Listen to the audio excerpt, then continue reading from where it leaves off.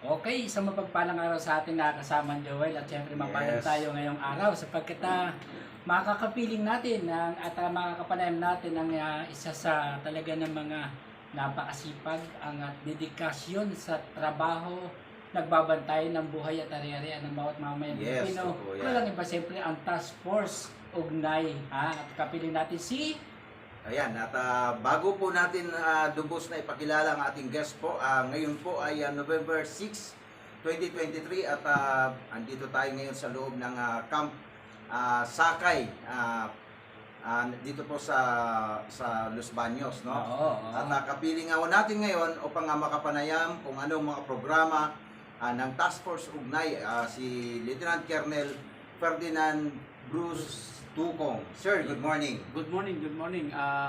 Welcome po dito sa headquarters ng Task Force Ugnay. Sa ngalan po ng aming commander, si Colonel Ronald J. Alcudia. Ako po si Lieutenant Colonel Ferdinand Busito ko, ang Deputy Commander ng Task Force Ugnay.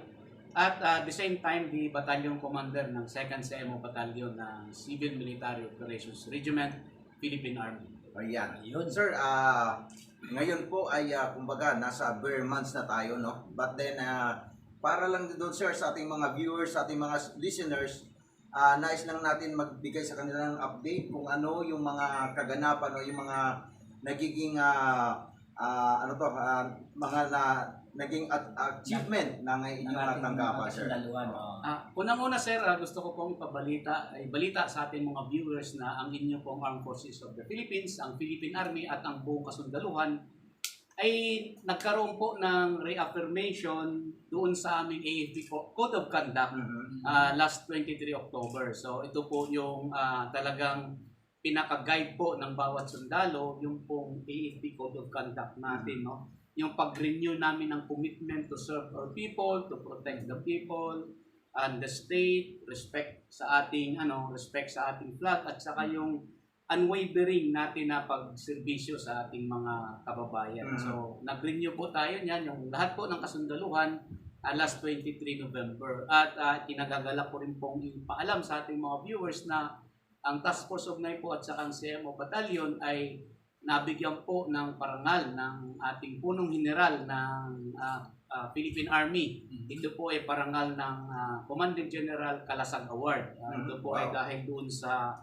naging partisipasyon ng Task Force Ugnay at CMO Battalion sa pangyayari nung nagkaroon ng Taal Volcano.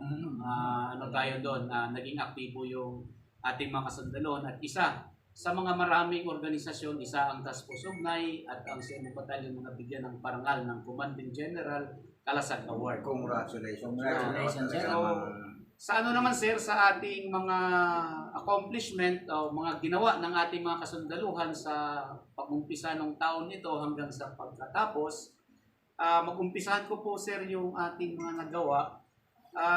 Sa Cavite po, dahil nga po ang area po ng Task Force Ugnay ay buong Laguna and Cavite.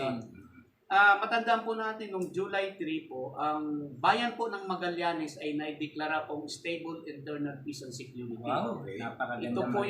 Ito po yung kauna-unahang bayan ng Cavite na nadeklarang SIPs. Matatandaan natin po na ang probinsya ng Cavite ay na-declare na insurgency free noong 2018. So ngayong 2023, ang unang bayan na naideklara ng SIPs ay ang bayan ng Magallanes. Kaya makikita po natin yung progreso ng peace and order sa bayan ng Magallanes.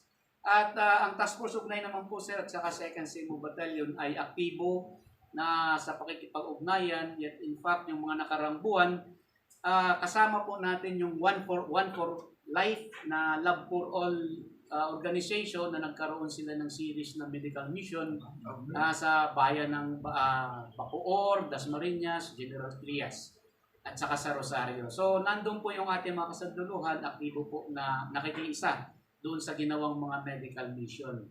At last May po pala, bago ko makalimutan, noong May 1 po, yung araw ng paggawa, yung celebration ng May 1 sa Labor Day, nagkaroon po tayo ng bloodletting activity doon po sa bayan ng Santa Rosa. Kasama po natin dito yung mga labor organization, particularly po yung Sun Logistics Workers Union Independent, no, at saka yung Red Cross. So marami pong dumalo doon sa ginawa natin ng na bloodletting, yung activity na yun. Actually, ang nag-spearhead ay yung labor organization at saka yung lokal na pamahalaan ng Santa Rosa. At yun nga po, yung mga ibang preparation natin, yung bago lang po natapos na Barangay Sangguniang Kabataan Election, bago po nagkaroon ng BSTA ay tuloy-tuloy yung pong mga meetings, coordination, at saka yung mga launching ng mga tropa, pagkaroon ng mga agreement, peace agreement, covenant, upang masiguro natin yung payapa na eleksyon. So, yung COMELEC, yung AFP at saka PNP at ibang sektor, lalo na po sa media, no, na napaka-aktibo po nung nakaraang BSK election at nakita naman po natin na hindi lang po yung ating lokal na pamahalaan, kasundaluhan, kapulisan, COMELEC, ang naghanda, pati po yung mga kababayan natin, napakagandang koordinasyon at talagang natapos yung BSK na napakapayapa. At immediately po ng BSK, alam naman po natin na sumunod kaagad yung UNDAS, na yung mga kasundaluhan po natin at saka kapulisan, lalo na po sa Task Force Ugnay, doon sa security checkpoints natin sa election, automatic po ng security checkpoint sa UNDAS para mas masiguro natin yung security, yung kapayapaan habang yung ating mga kababayan ay binibisita yung mga mahal nila sa buhay sa mga sementeryo.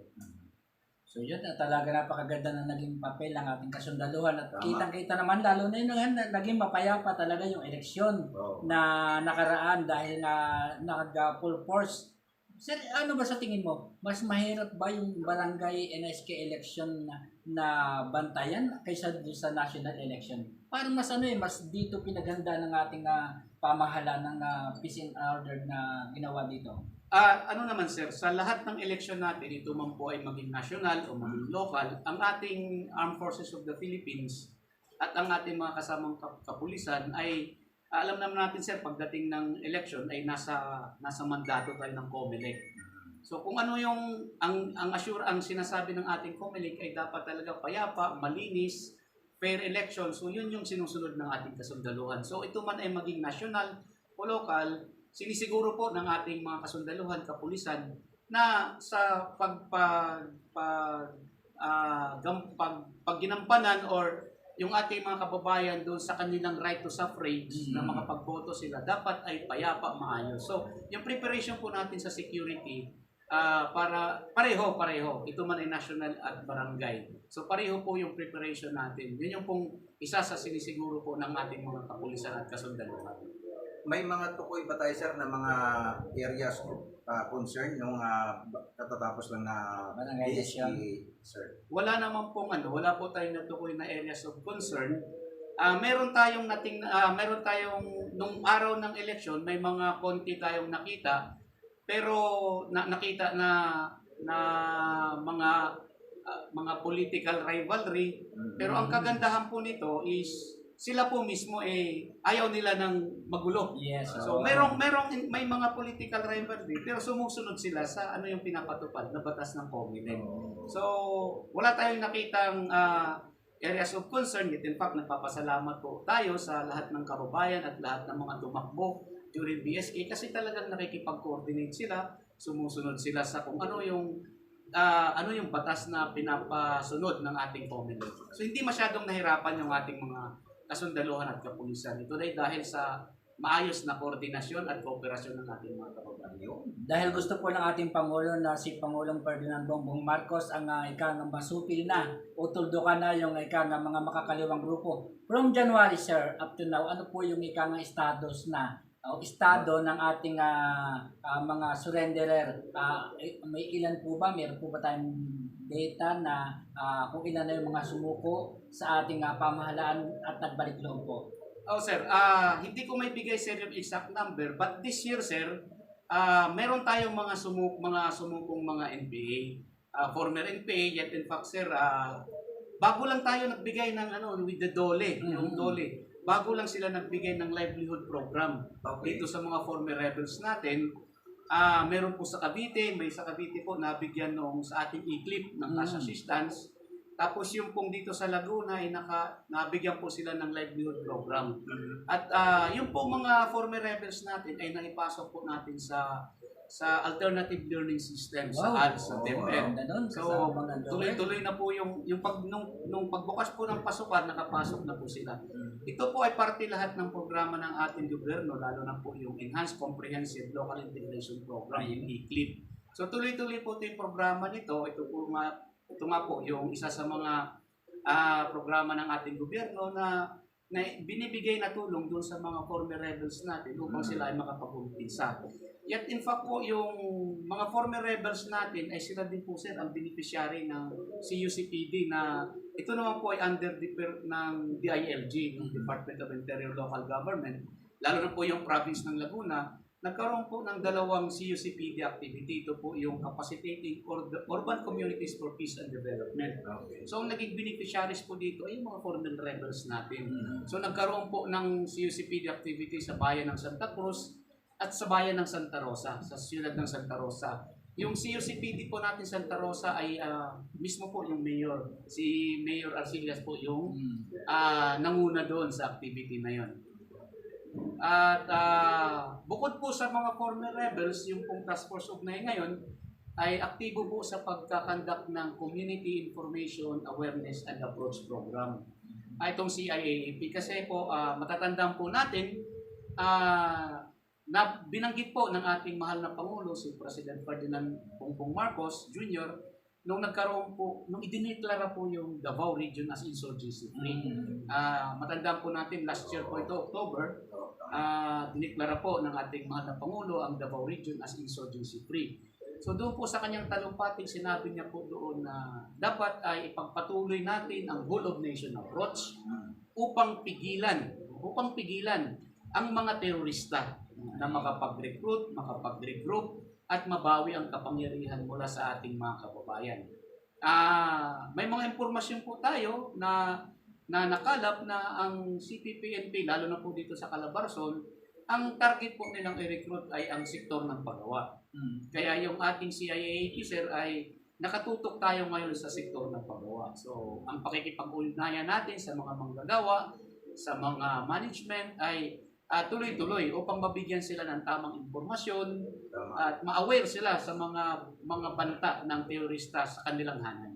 Ito po ba yung yung pagpunta sa mga industrial area, kinakausap yung management para maagapan na huwag sila magagawa ng anumang na pag-aaklas.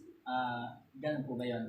Opo sir, ang balis itong CIAP sir ay kasama po natin dito sa pakikipag-ugnayan ng DOLE, ng Department of DOLE 4A. Actually, napaka-active po ng Regional Director ng DOLE 4A.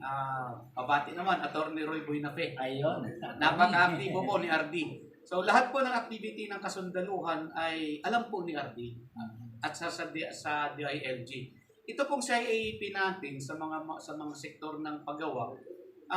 Pumupunta po tayo sa management kung may imbitasyon. So pag may koordinasyon kami na ginagawa, tapos pagka isang management po ng isang industrial company ay may imbitasyon sa ating kasundaluhan at kapulisan at gusto po nila magkaroon ng CIAP, so pumupunta po tayo doon para magbigay ng security and awareness program.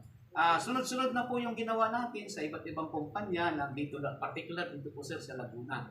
So marami po tayong nakantakan ng CIAP at binigyan natin ng mga tamang impormasyon. So ito naman po ay hindi po pinipilit na ikakanda. So dapat po ay may pahintulot ng management upang mag-conduct yung ating mga kapulisan, kasundaluhan ng CIAP. Sir, doon sa ating mga kababayan na mga surrenderies, no? Sila yung mga nasa grassroots level.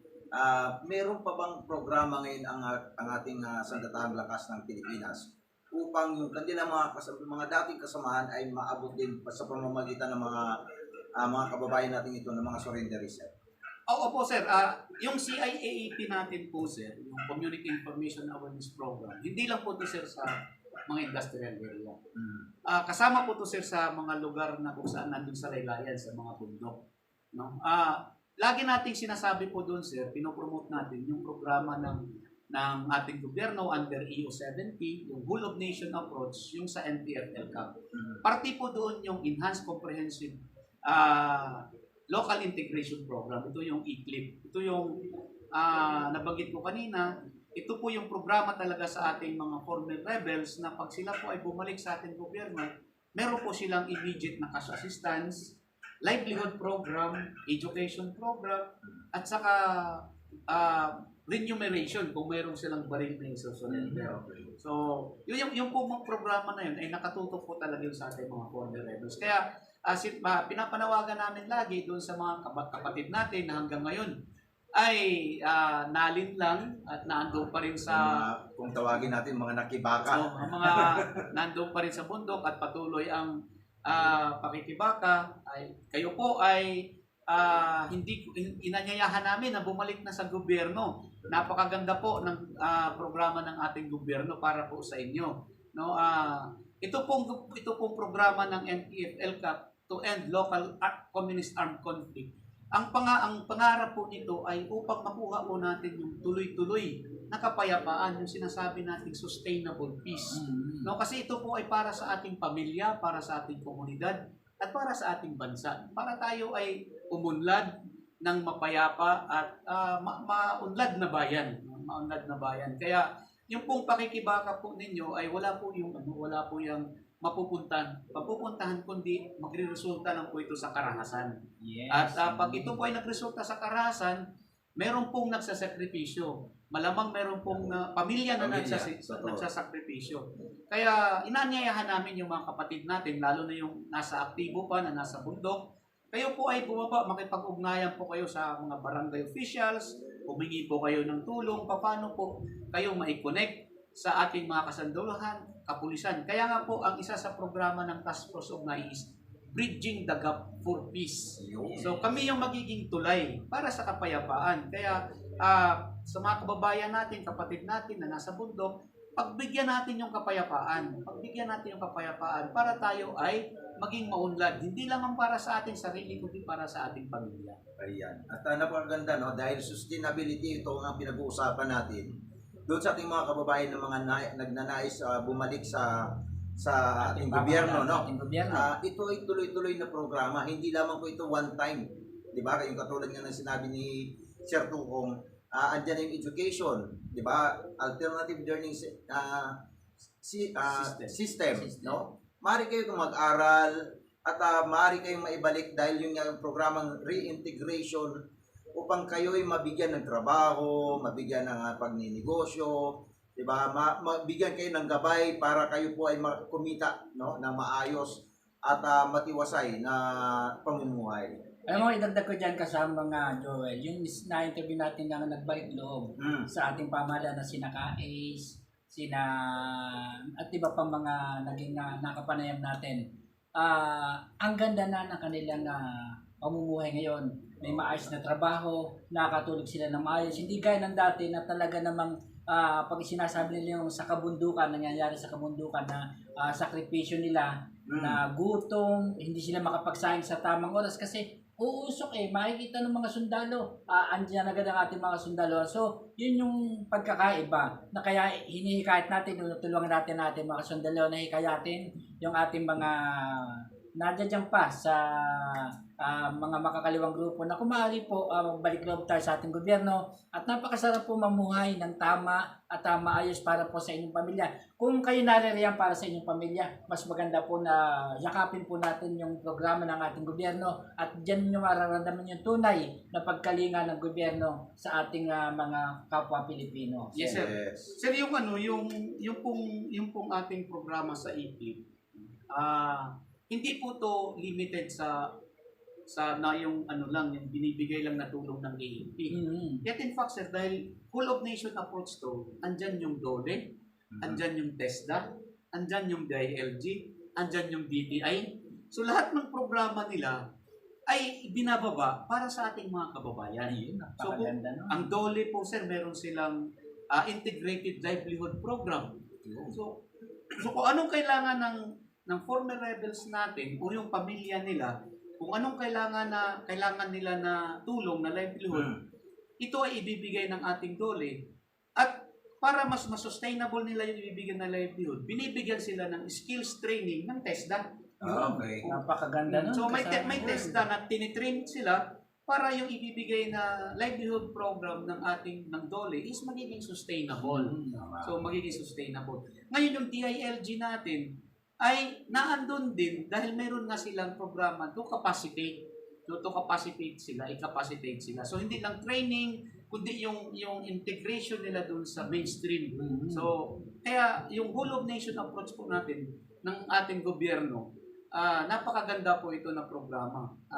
Yung nga po, ito po ay nakapasok dun sa National Peace Framework natin upang magtuloy-tuloy po talaga yung kapayapaan. Pero sir, doon sa ating mga kababayan, ng mga balik loob no sa ating gobyerno, ito ba ay meron silang security na kumbaga hindi malaman siguro ng komunidad kung ano yung kanilang mga past life? Meron ba gano'n, sir? May sa pag-surrender po nila, sir, no. Naka-prepare po yung security plan sa kanila. Pero doon sa transition po natin, dahil nga po yung integration nila sa mainstream, yung pagbalik nila sa mainstream. So hindi po kasi pwede na parang nakatago na sila kasi ang objective po natin dito is matanggap sila ng mainstream, no.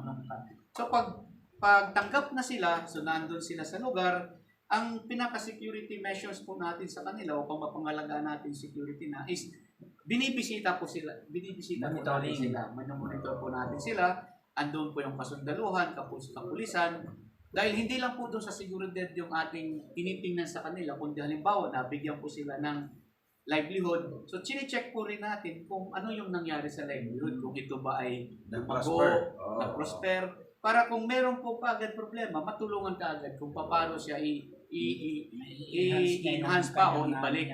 So, hindi lang po sir security ang piniprepare natin, kundi yung pagbalik natin sa kanila sa mainstream, dapat complete package na matanggap sila talaga ng ating mainstream. Para hindi sila iba, parang hindi na sila iba. Mawala din sa kanila yung pangamba. Baka meron sir kami na hindi pa naitatanong sa inyo na nais nyo ipaalam sa ating mga kababayan na sa inyo po ang pagkakataon. Sa ating po mga viewers, no, gusto ko lang pong ipaalam sa inyo na ang ating Philippine Army, ang 2nd Infantry Division, na ito po ay nakabase ng Tanay, at ang Task Force of Nay, ang 2nd Brigade, ay tuloy-tuloy po yung aming pag-conduct ng Community Information Awareness and Approach Program. Ang tuloy-tuloy po yung pakikipag-ugnayan natin sa iba't ibang mga sektor ng ating komunidad at sa mga LGU. Hindi ko lang sir makuha yung eksaktong numero, pero napakarami na pong bayan ngayon ang nag-declare ng SIPS, yung Stable Internal Peace and Security. So marami na pong bayan ang nag-declare po nito, at ito pong SIPS po natin, ito yung CIAP po rin natin sir, ay naipresenta po natin to sa mga Peace and Order Council, at nakita po natin doon sa mga Peace and Order Council sa province at saka sa mga munisipyo yung buong suporta nila, tungkol naman po sir doon sa isang programa po natin sa mga labor organization. So meron na po tayong natulungan ng isang labor organization. Ito po ay atin na pong naparehistro sa CDA. So sila po ay isa na pong cooperative ngayon, at sila po ay tinanggap ng Santa Rosa. Sila po ay miyembro na doon sa Santa Rosa Cooperative Development. So ito po yung pangarap natin sa ating mga kasamang na nasa sektor ng paggawa, na bukod doon sa regular nilang trabaho, meron silang ibang mapagkunan na pang-ekonomiya. Ito ay sa pamamagitan ng mga kooperatiba. So meron na po tayong isang labor organization na sa ngayon po ay meron na po silang kooperatiba, at nai-recommend na po natin sila sa DILG at saka sa DOLE para doon sa tuloy-tuloy na pagpatakbo ng kooperatiba na rin. Okay. Yun, napakaganda kasama Joel, at ang natatandaan ko yung huling na naging yung Santa Maria Laguna na talagang idiniklara din, at saka yung Rizal, naideklara na po rin ng SIPS po sila. Iba pa, madami talaga, at talaga kung isa-isahin ni Colonel Tocom yan, ay aabutin tayo na mag-aapon at maubusan tayo ng oras. So Yan kasama Joel at hindi po ito yung una at huli natin ikamagdayan sa Himpapawid para po na maipaalam sa ating mga kababayan kung ano po ba yung mga programa, ano yung ginagawa ng ating mga kasandaluhan. Isang tanong lang sir, magdi-December na. Paano po natin naipagdiriwang ang Kapaskuhan ganung malayo ka sa iyong pamilya? Ano yung kirot na nararamdaman mo sir? Hindi na po bago yung ganong kasi taon-taon naman ayan na celebrate tayo ng Pasko. Saka kasama yan sa inumpaan ng Ang pagiging sundalo po kasi sir is actually voluntary sir. So it is a volunteer profession. So the moment na magsundalo ka, tanggap mo, yakap mo na you are there to serve the people and to protect the country. So meron kang mga bagay na kailangan mong isakripisyo. Pero sa pagdiriwang ng Pasko, ang ating mga kasundaluhan ay nakakapag-celebrate naman sa kanilang pamilya. Kasi meron po tayong mga araw na binibigay sa kanila upang mabisita nila, ma-enjoy nila yung lalo na sa Pasko, sa bagong taon. Subalit, yun nga, alam naman natin na sa lahat ng oras, 24 oras nakalerto yung mga sundalo. So kung mayroong mga pangyayari, automatic yan, magre-report sila ulit sa ating unit. Pero sa panahon ng Kapaskuhan, kaya nga po, lagi po naming pinapangarap na sana po ay maging mapayapa na po tayong lahat. No? Upang lahat po tayo ay may celebrate po natin ng payapa yung Kapaskuhan o kahit hindi Kapaskuhan, sa araw-araw po natin sa ating paggawa, mapayapa po natin ginagampanan ito para maayos po yung ating buhay. Ang masasabi ko lang po sa ating mga viewers, yung inyong pong kasundaluhan, yung Philippine Army, ang Philippine Army po natin ay always reliable. Reliable siya at pinapanatili namin yung high standard of discipline. So, yun po yung reliable ng ating Army. Responsive po ang ating Army sa lahat ng tawag ng tungkulin. So ito man po ay sakuna or XADR operation. Kung makita nyo, yung transition po from security ng election to security ng UNDAS. So lahat po ng tawag ng tungkulin, responsive po yung ating kasundaluhan. At relevant po yung ating kasundaluhan. No? Sa lahat po ng ginagawa niya, sinisigurado po namin na kami po ay relevant sa ating bansa, sa ating komunidad, na andyan ang sundalo lagi sa anumang oras. Ayun, kasama Joel. Yes, at muli isang napakagandang talakayan pero yun nga sabi ni Paring Nelson, hindi ito yung una at uli natin na maka-interview si Lieutenant Colonel Tokong.